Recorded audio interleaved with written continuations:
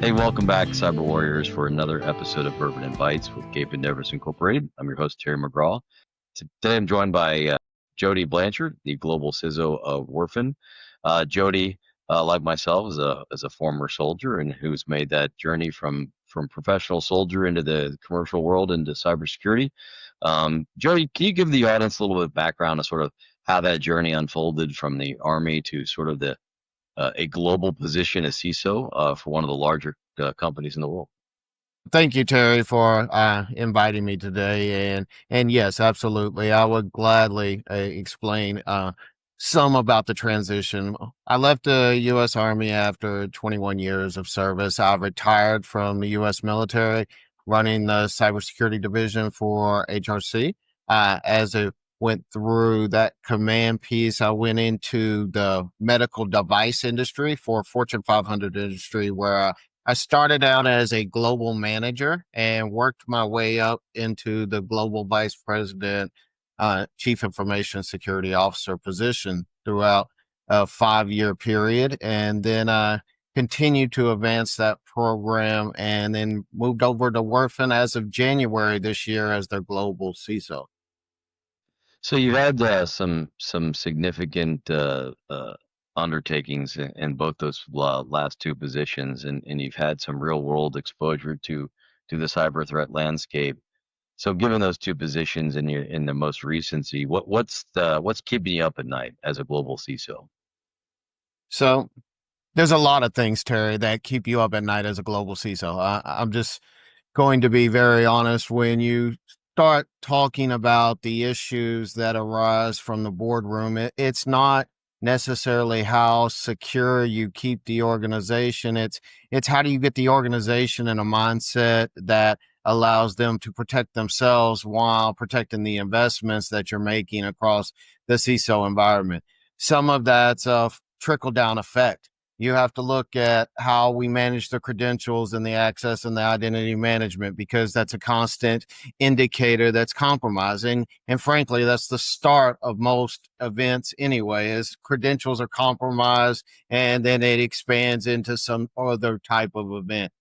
But it stems from systemic problems that are throughout the organization. Usually you have incomplete inventories, you have configurations that are not done correctly, or their patch management process doesn't align with their configuration process, which allows for discrepancies in the way you protect the environment. So when you ask me what keeps me up and awake at night, I usually say everything. But the reality is it's more a systematic approach that requires substantial thought in how you look at these different areas. So we've seen, in the last 2 years with the Civil Fraud Act, the Cyber Fraud Initiative, some of the, I'm probably mispronouncing the legal frameworks. But there's clearly, even with the SEC trying to hold CISOs accountable for breaches. I know we don't want to get into victim shaming, but certainly there are outside agencies trying to try to maintain some accountability when things are not being done to the standards that would be expected, whether that be a NIST framework, an ISO framework, et cetera. So your work with two really large companies and their boards, what advice do you give to other folks that are in this arena who have to potentially justify what they've done in the past, the decisions that are made by the executives that they may be held accountable for? How do you bridge that gap of what I know I need to get done versus how do I convince the board to support me in that so I don't end up on the SEC's most wanted list? Now that's a loaded question, and it actually has a lot of different responses that are required in order to make this relatable. But when you talk about publicly traded companies, privately traded company, or privately owned companies, excuse me, and then you talk about how do you make it relatable from the boardroom, from the technical side of the aspect. Well, there's a lot to uncover in between there. One, it has to be relatable to the board, and which means it's not going to be a technical conversation. It's how do you make it relatable and while explaining all of these different frameworks and regulations that's required to follow. NIST 2, NIST CSF framework, ISO 27001, SEC guidelines, FDA guidelines, all of these come into factor, and none of it's easily understood. So you now have to break it down into a way of, how do I talk about the top investments with the top priorities, enabling the business without talking cyber? Now, that's the complex process here, because most technicians, most security personnel want to come in and talk about the technical metrics. They want to talk about all of the different ransomware type events, the different types of sequences of misconfiguration, CVSS score ratings, and so on. But the reality is, none of that conveys at a level that gets you the substantial investment and growth of the program.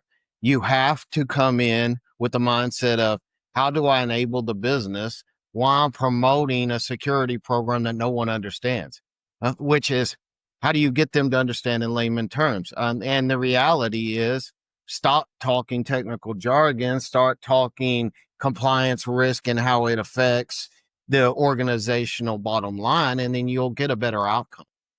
Yeah, I give advice to CISOs, where I say, speak in the language of your board. And you've been in the sort of the pharmaceutical, biomedical piece for quite a while. Do you find that the folks that participate in the board and the executive suite in those arenas understand sort of risk in a different context or language than they would if they were in a different vertical? Meaning, do you tailor your risk articulation and your business risk mitigation strategies in a way that sort of speaks in the language of the biomedical community in the biofarms? And you start talking about how to convey medical device industry board metrics for risk and the KRIs and the KPIs associated with it, compared to how you talk when we were in the government and running that process through poems and different debriefings. It's like talking 90-day different conversations. The reality is, one is a very cut and dry, by the book CVSS rating with scores, risk scores, and how they convey. You can't do that in a medical device publicly traded industry and expect anyone to understand what a CVSS score of 9.5 is and how the critical rating conveys to any type of incident or risk, and let alone monetary value. You have to now take in, assimilate, and then make all of that data relatable to the industry. Meaning, if you have a critical risk, call it a critical risk, but explain how it affects what product line, and explain how it affects the different revenue streams or sales and marketing in that area. And I'll give you an example. If you're talking NIST 2 compliance, which is an international regulatory compliance across the European region for most medical device industries, if you're selling to different hospitals, organizations, and it has sensitive information portrayed across the medical device industry, you must be NIST 2 compliant. Well, NIST 2 compliant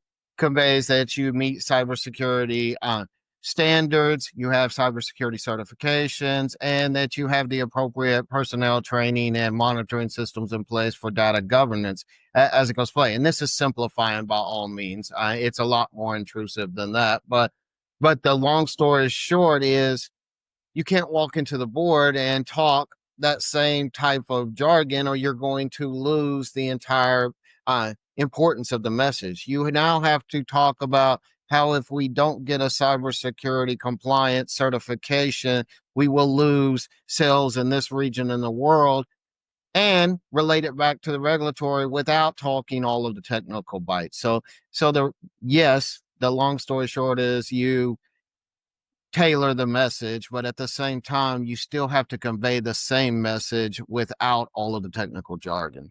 So Werfen in particular, I know it started in Spain, but you clearly have a global footprint, and so that means you're extending that requirement of regulatory and compliance bodies globally. How do you straddle that, or how do you manage that across so many geographic and geopolitical regions and all the separate frameworks, regulatory and compliance frameworks that are required for each respective country. So yes, so the reality is you have to be able to, one, do your research, always stay up on the regions you operate in, and make sure that you're tied into those governmental framework websites, agencies, and different points of contact to make sure that as the regulation changes, you're adapting your approach. Because frankly, when you're a global corporation, what you can do in China for cybersecurity compliance is not the same as what you're going to do in Europe, and it's not the same as what you're going to do in the United States. So you have to evolve the process.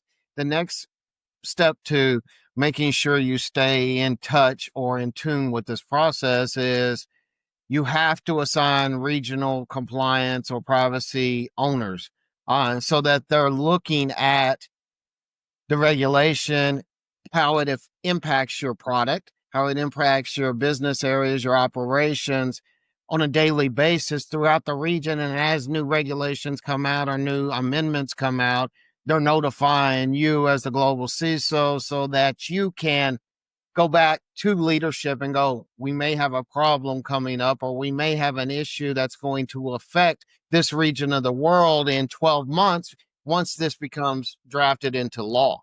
Because they give you guidelines and they give you the regulation timeframes with timelines to implement. But if you're not staying up to date on this data, it will come effective before you ever even know, which will cause you not to do the proper due diligence and essentially affect the organization. So I recently I just had a guest on, Jenna Wells, who's with Supply Wisdom, and they specialize in supply chain and third party risk management. And it was a fascinating discussion of sort of how you manage upstream and downstream, contractor, vendor, and source provisioning.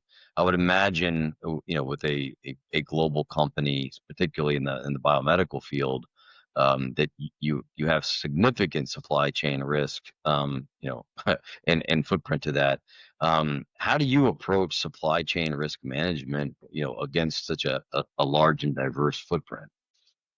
So, when you talk about supply chain management, this becomes very complex very quickly in a multifaceted, disaggregated, global organization. Because when you talk about how it flows up, flows down, where the weakest links are, third party access risk, software integrity risk, component risk, information sharing risk that come across, continuity across the single points of failure for the supplier base, which can disrupt your mission critical delivery rates for your products, legal contractual gaps. All of these become risk categories that now have to be aligned by your risk framework. And then you have to put it back into some way to verify, monitor, and ensure the integrity of response.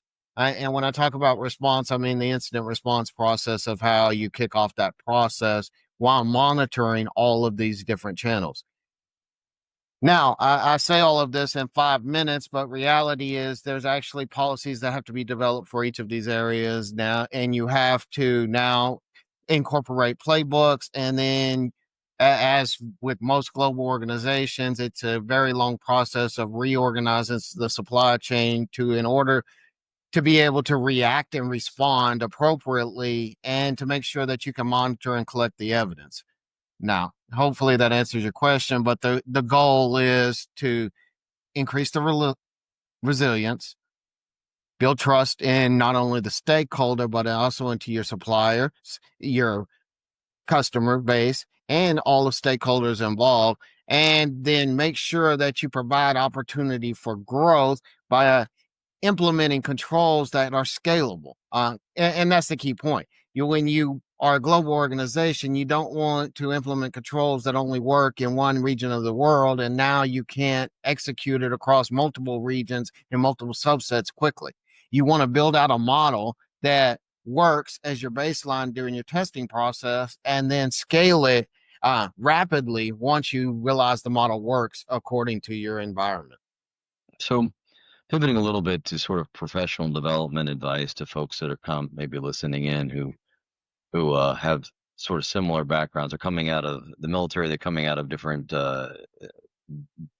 professions, reinventing themselves, if you will.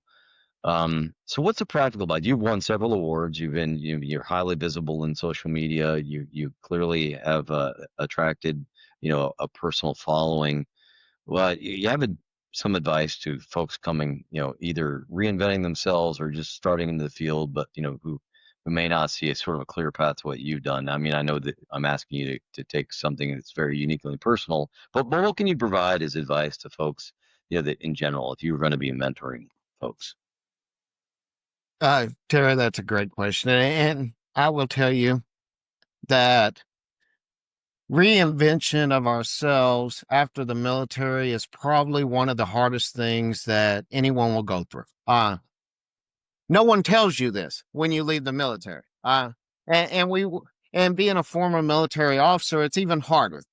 Because the reality is we go from an area that we know very well, that we've crafted as experts in our profession for many, many years, just to come out into a civilian type environment and now have to completely change your entire focus. You don't change your knowledge.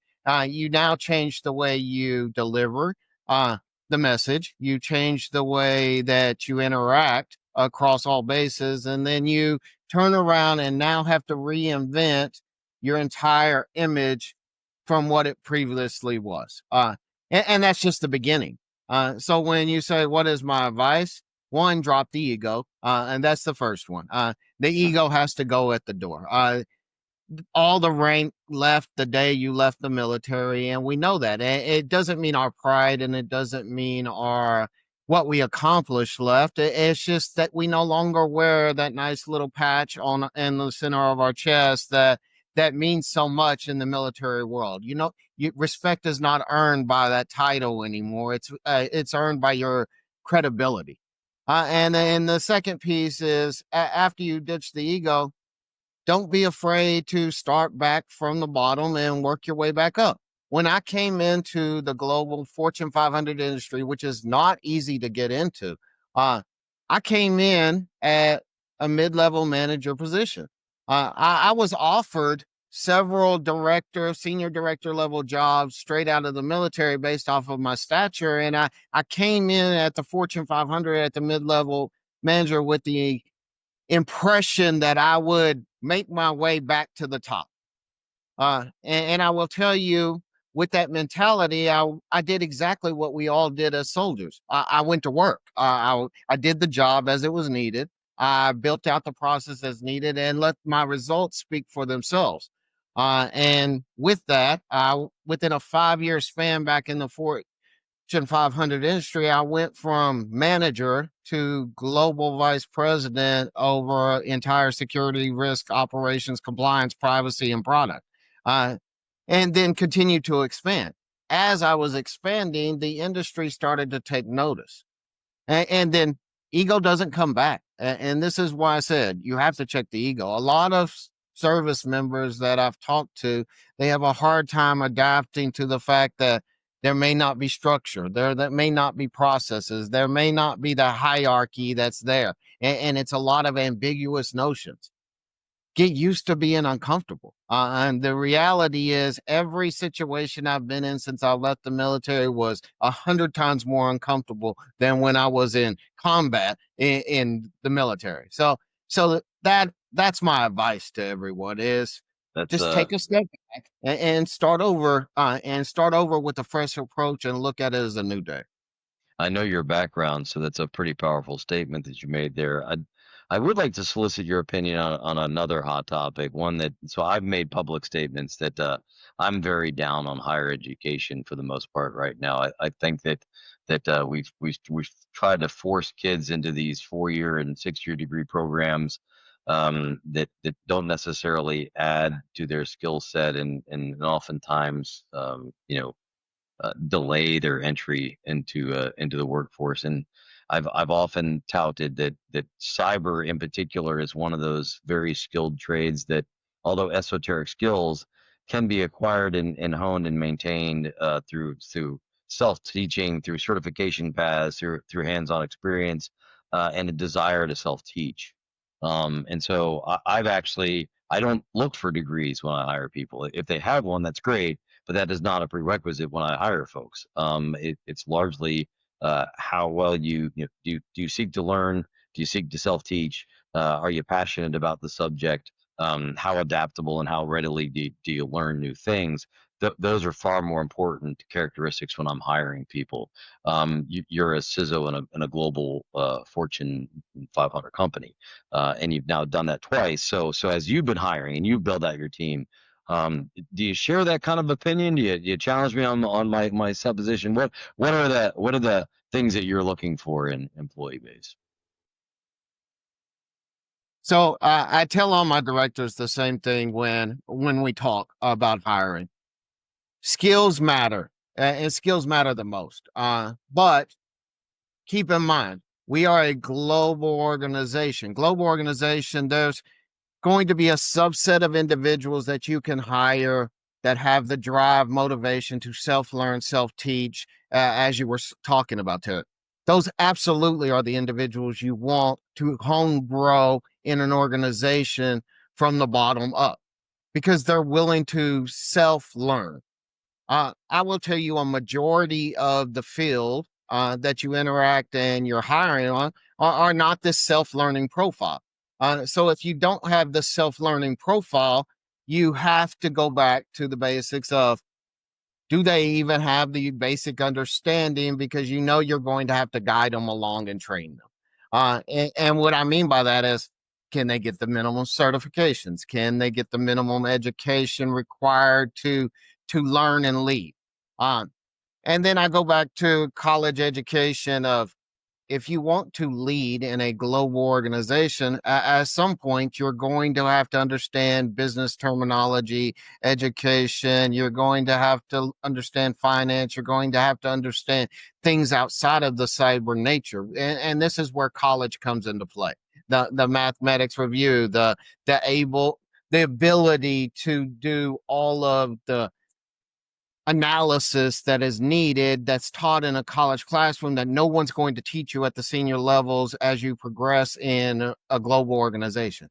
I don't know if I can say honestly that I've ever hired anyone in my manager or higher levels that didn't have a college degree, because you have to have the ability to write appropriately and so forth. And I'm not saying you can't, but how do you gauge it?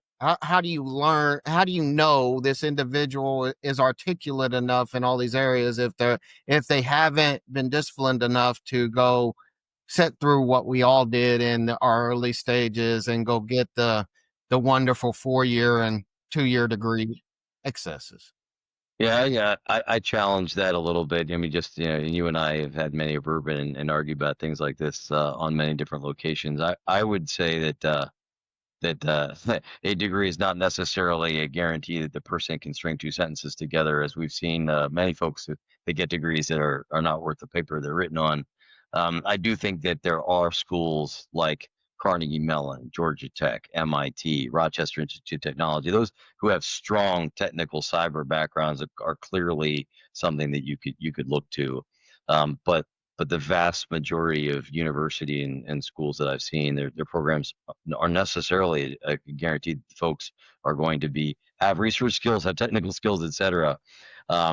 We sort of use a three-prong approach. We have a vetting where we sort of do a technical diagnostic that just weeds out the people who shouldn't be there at all, like they have no background whatsoever. And then from there, we judge passion for learning. That's my primary. Ours here at Cape is passion for learning. And I'll give you an example. A manager of mine once brought in a candidate and asked the candidate, "Tell me 10 ways to make this room dark." And the first candidate just sort of rolled their eyes, like, "This is ridiculous. Why are you asking this question?" And that was the end of the interview.